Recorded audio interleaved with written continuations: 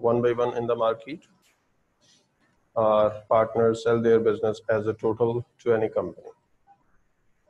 After that, we discussed about purchase of business when we are on company side कि जो company partnership business को या soul trader business को take over कर ले, हमने उस कंपनी के लिए वर्किंग कैसे करनी है, इस चीज़ को हमने समझा.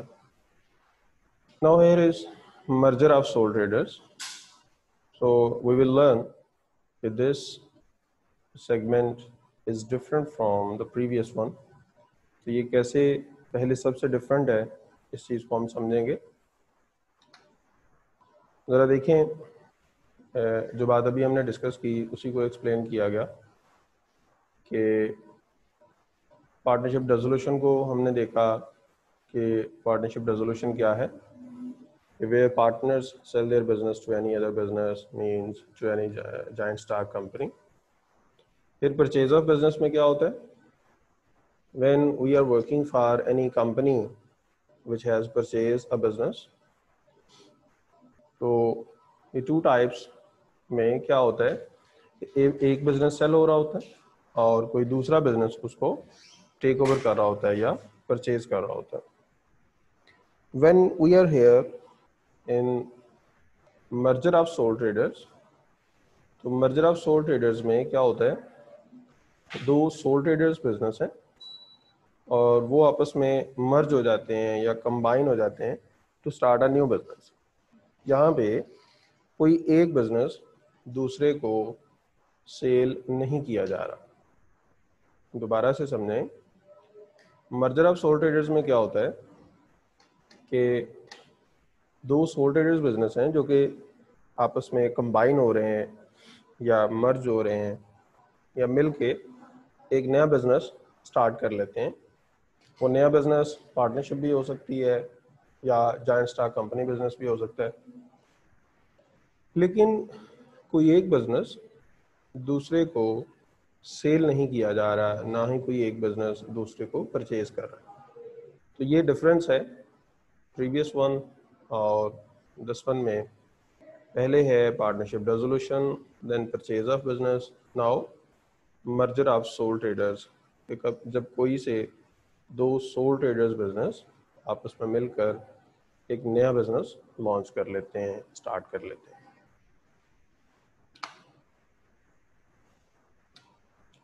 तो अब हमने देखना है कि when there is merger of sole traders, what is double entry या what is accounting for this thing. तो हम क्या करेंगे, हमने कैपिटल अकाउंट्स को एडजस्ट करवाना है with goodwill and with revaluation of assets. अब गुडविल की एंट्री हमने एएस में समझी थी when we learn partnership changes, और रीवैल्यूएशन ऑफ एसेट्स को भी हमने उधर ही समझा था. तो वही एंट्रीज यहाँ पे रिपीट हम करने जा रहे हैं, सेम कॉन्सेप्ट. जब दो सोल ट्रेडर बिजनेस को हमने मर्ज करवाना है, एट दैट मोमेंट हमने क्या करना है, दोनों सोल ट्रेडर, दोनों सोल जो ओनर्स हैं, उनके कैपिटल अकाउंट्स को मैंने एडजस्ट करवा लेना है. एडजस्ट किसके साथ? गुडविल के साथ और रीवैल्यूएशन ऑफ एसेट्स के साथ. तो गुडविल की एंट्री आपको याद है, the first entry was goodwill account debit and old partners capital accounts credit with old ratio. जो हमने पार्टनरशिप चेंजेस में ये एंट्री सीखी थी कि फर्स्ट एंट्री में हम गुडविल को डेबिट करते हैं और ओल्ड पार्टनर्स कैपिटल अकाउंट्स को क्रेडिट कर देते हैं विद ओल्ड रेशियो. फिर हमने फॉरन गुडविल को एलिमिनेट करना होता है फ्रॉम द बुक्स. तो क्या कर देते हैं, goodwill account credit and new partners capital accounts debit with new ratio. तो ये दोनों एंट्रीज वही हैं जो हमने पहले सीखी हुई हैं, उनको हम रिवाइज कर रहे हैं. ये आपने बहुत अच्छे से एंट्रीज याद कर लेनी है. देन रीवैल्यूएशन ऑफ एसेट्स कैसे इसको मैनेज किया जाता है. तो हम यहाँ पे सपोज करते हैं कि एसेट्स की वैल्यू इंक्रीज हो रही है एसेट्स की वैल्यू अगर इंक्रीज हो रही है तो ज़ाहिर है एसेट अकाउंट डेबिट होगा, तो asset account debit and revaluation reserve या revaluation surplus account credit.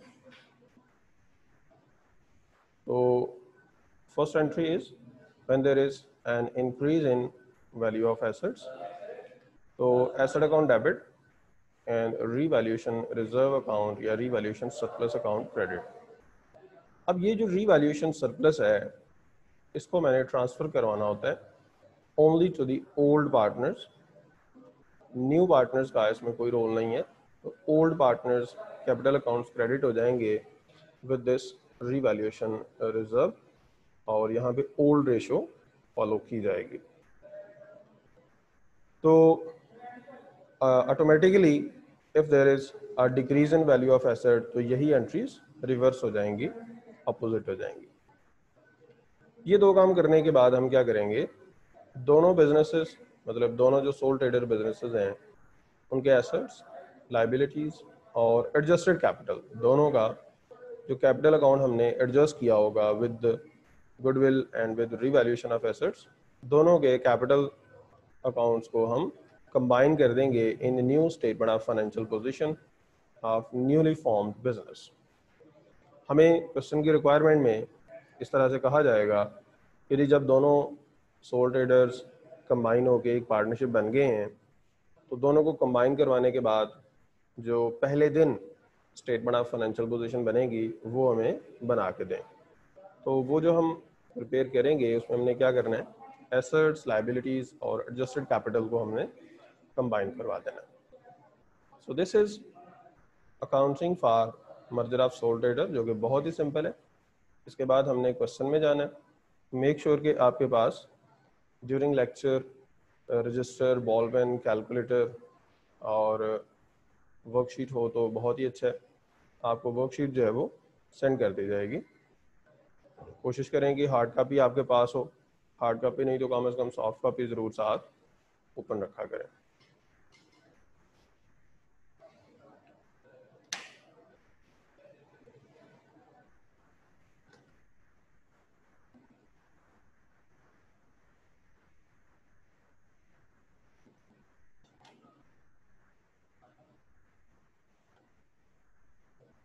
New share करना पड़ता है.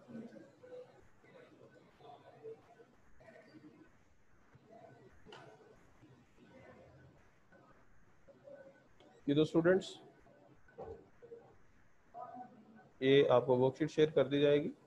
इसमें दो क्वेश्चन हैं for merger of sole traders.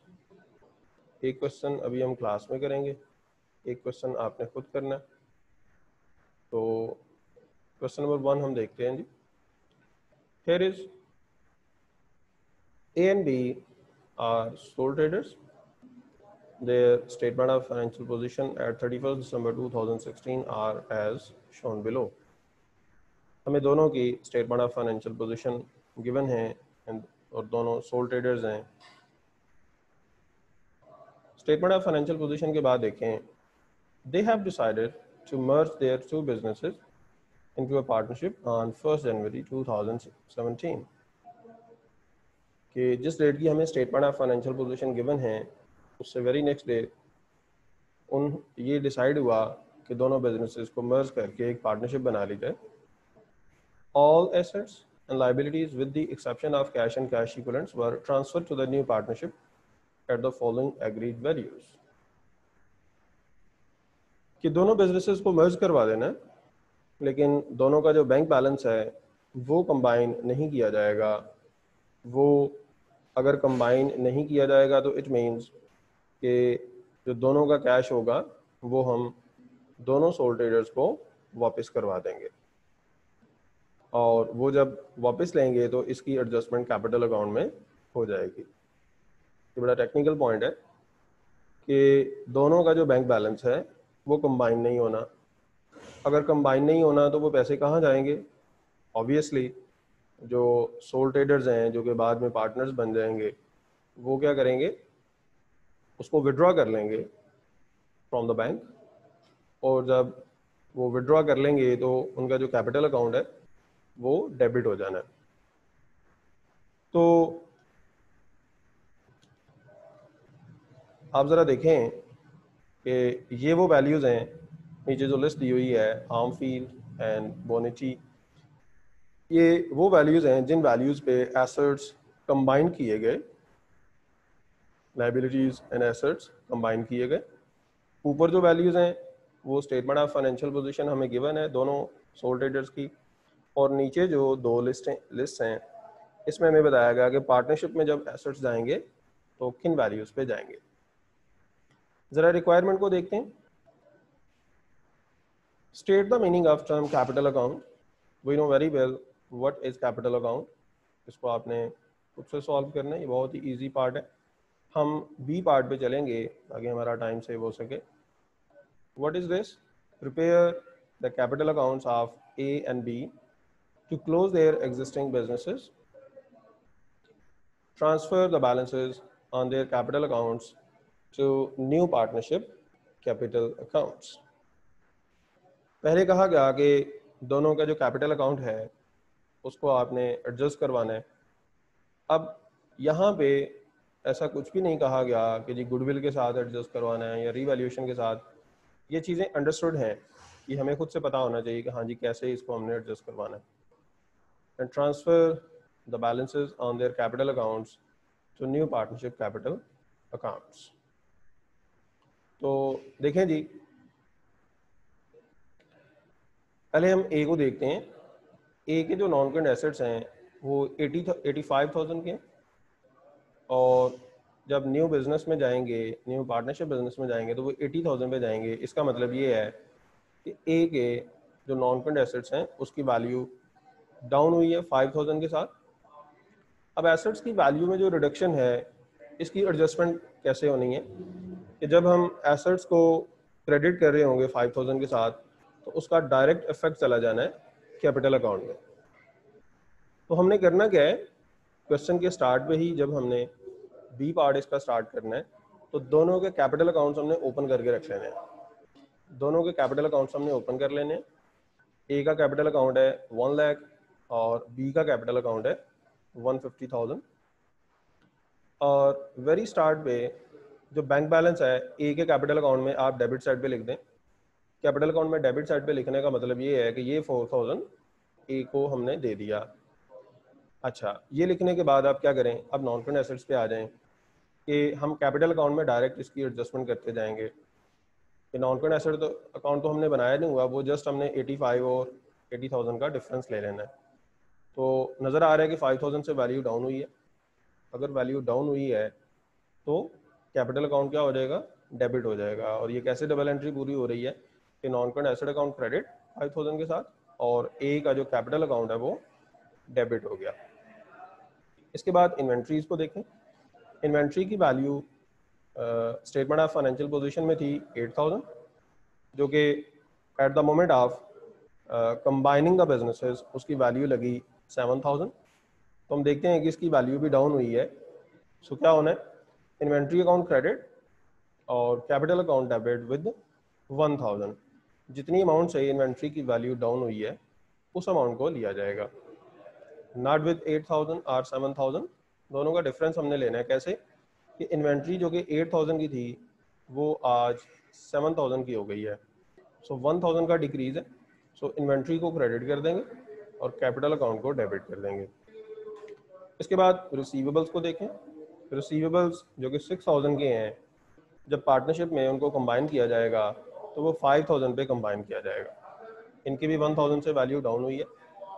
तो रिसीवेबल अकाउंट क्रेडिट विद 1,000 और कैपिटल अकाउंट कैपिटल अकाउंट को डेबिट कर दें विद 1,000। तो फिर से देखें, रिसीवेबल जो कि 6,000 के थे वो 5,000 पे चले गए हैं, वैल्यू डाउन हुई है। So receivables credit and capital account debit with 1,000। इसके बाद जो बैंक बैलेंस है ये मैंने बहुत शुरू में बता दिया था कि ये क्योंकि न्यू पार्टनरशिप में कंबाइन नहीं होना, तो ये ऐसे ही है कि जैसे वो पार्टनर विड्रॉ कर लेगा फ्रॉम हिज बिजनेस। तो ये 4,000 हमने कैपिटल अकाउंट में सीधा डेबिट लिख देना है।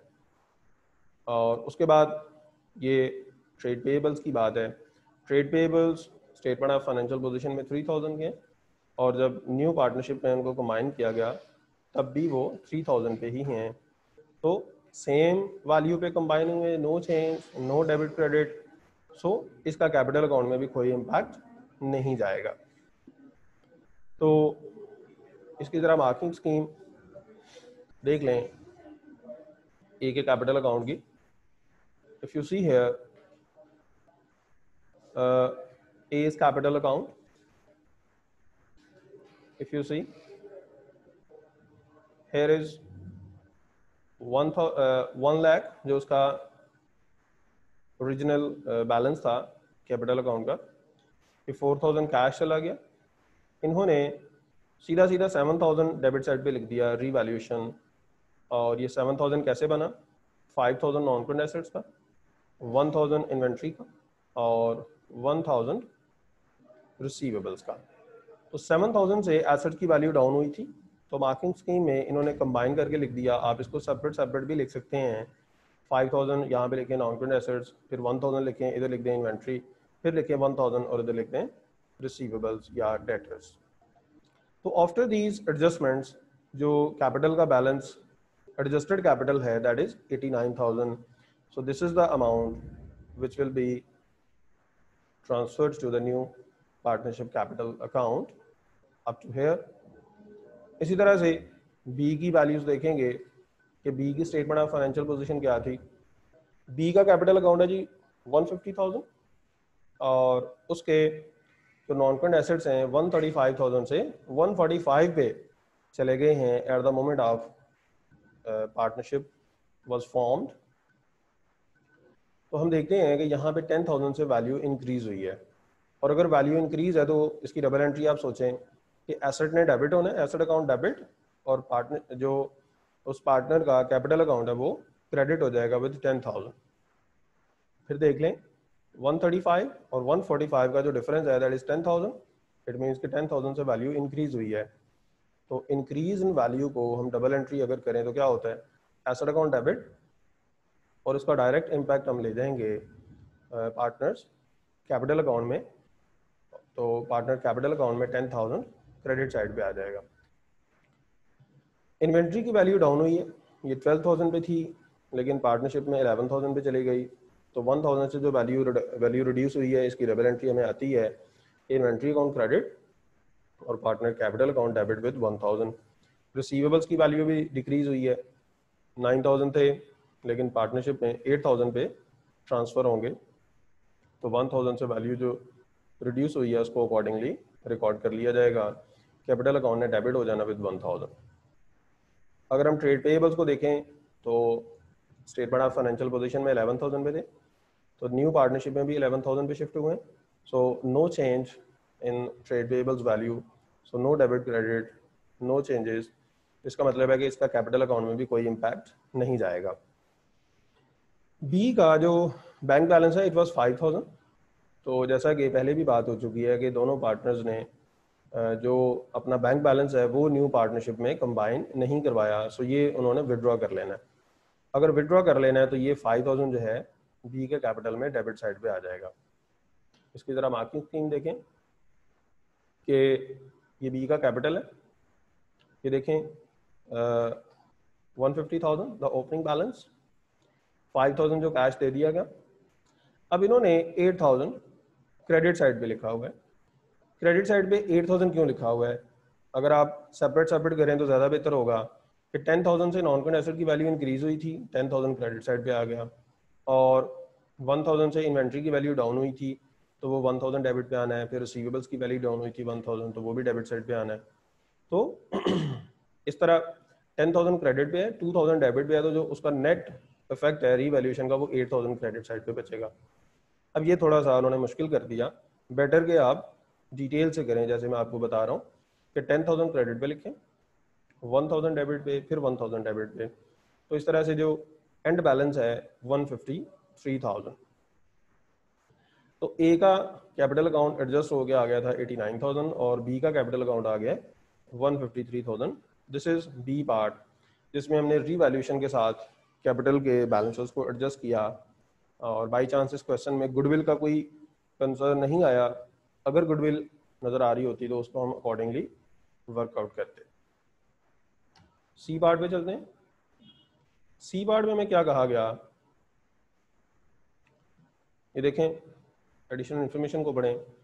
Each partner will either invest or withdraw cash to achieve a balance of 125,000 to carry forward on their partnership capital account. It means what, कि जब पार्टनरशिप में दोनों पार्टनर्स का कैपिटल कैरी फॉरवर्ड किया जाएगा तो वो $125,000 ईच पे होना चाहिए, यानी कि ए का भी 125,000 और बी का भी 125,000, no difference. It means what, दोनों का कहते हैं जी कैपिटल अकाउंट्स बनाएं जो कि हमने पार्टनरशिप में लेके जाना है। तो बहुत ध्यान से देखें, इसकी मार्किंग स्कीम में चलते हैं, आपको समझ आ जाएगी क्या हो रहा है। ये देखें, यहाँ पे ए का कैपिटल था 89,000 जो हमने ओपनिंग बैलेंस बना लिया, बी का था 153,000, ये ओपनिंग बन गया। अब देखें, ए का जो कैपिटल 89,000 पे था इसको हमने 125,000 पे लेके जाना है। तो ये हम कैसे सोचेंगे कि ए ने मजीद इन्वेस्टमेंट करनी है to increase its capital balance up to 125,000। तो क्या होगा, ए ने 36,000 इन्वेस्ट किया, तो इसकी डबल एंट्री अगर आप सोचें तो पार्टनरशिप की बुक्स में क्या होना है, बैंक अकाउंट डेबिट और as capital account credit with 36,000, तो दोनों ऐड होके चले गए 125,000 पे। अगर हम बी का कैपिटल अकाउंट देखें तो वो 153,000 पे है, लेकिन इसको हमने 125,000 पे लाना है। इट मीन्स व्हाट, कि इसका कैपिटल ज़्यादा है एट दिस मोमेंट, इसको हम जो डिफरेंस की अमाउंट है वो वापस करेंगे। तो होगा क्या, बीज कैपिटल अकाउंट डेबिट और बैंक अकाउंट क्रेडिट विद 28,000, जो कि दोनों का डिफरेंस है 153 और 125,000 का। तो बीज कैपिटल अकाउंट डेबिट विद 28,000 और बैंक अकाउंट क्रेडिट विद 28,000। अगर आप देखें तो अगर हम न्यू पार्टनरशिप का यहाँ पे बैंक अकाउंट बना रहे हो, जो कि इस वक्त नहीं पूछा हुआ लेकिन हम बनाएंगे फॉर आवर अंडरस्टैंडिंग, तो उस न्यू बैंक अकाउंट में 36,000 डेबिट साइड पे आ गया क्योंकि ए ने वो इन्वेस्टमेंट किया, और 28,000 क्रेडिट साइड पे आ गया है क्योंकि बी को हमने इतने पैसे वापस किए हैं। तो 8,000 का बैलेंस बाकी बच रहा होगा बैंक अकाउंट में। ये मैं क्यों बता रहा हूँ, इसकी थोड़ी देर में हमें ज़रूरत पड़नी है। सो अभी से समझ लें कि न्यू पार्टनरशिप का जो हम बैंक अकाउंट बनाएंगे उसमें 36,000 डेबिट साइड पे आया, 28,000 क्रेडिट साइड में, तो 8,000 का बैलेंस बच रहा होगा।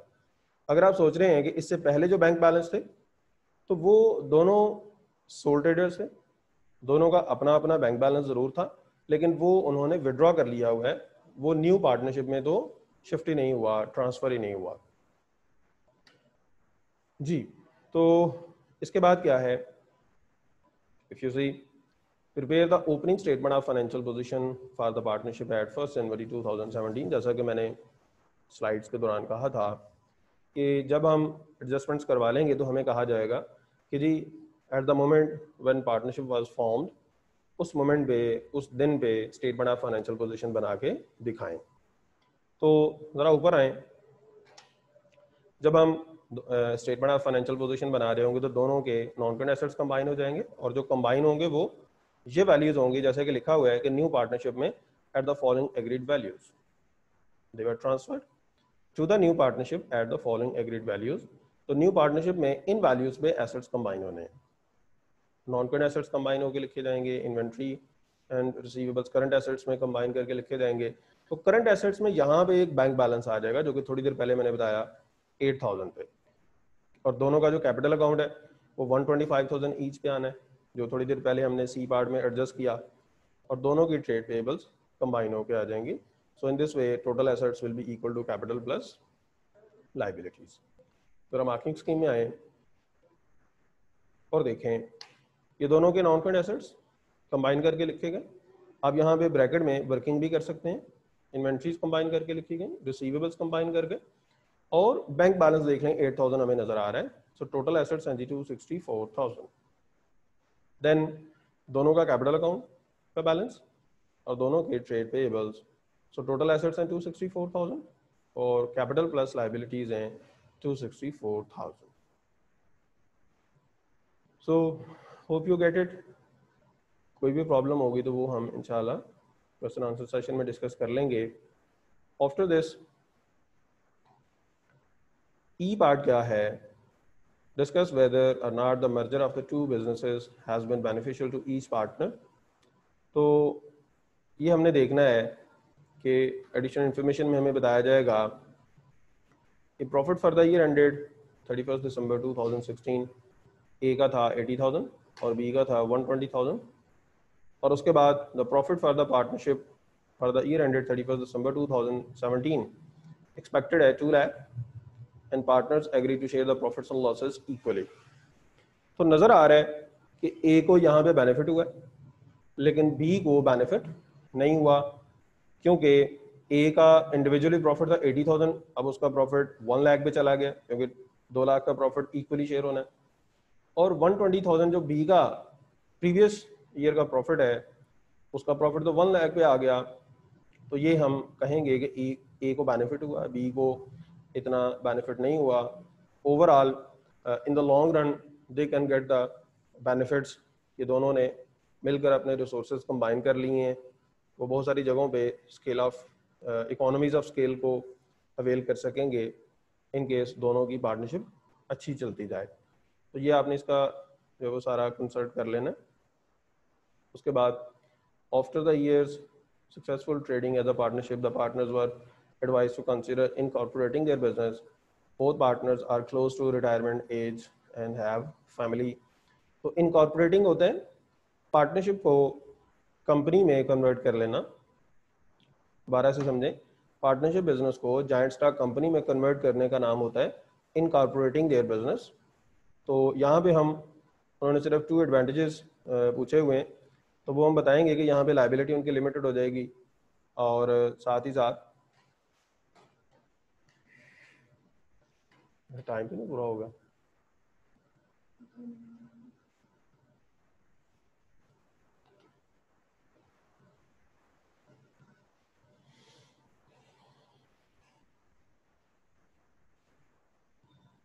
मीटिंग एंड कर दिया मैंने, ठीक है, वो पूरा भी हो गया था, कोई बात नहीं, ऑलमोस्ट पूरा हो गया था, उसको भी आप कन्वर्जन पे लगा दें।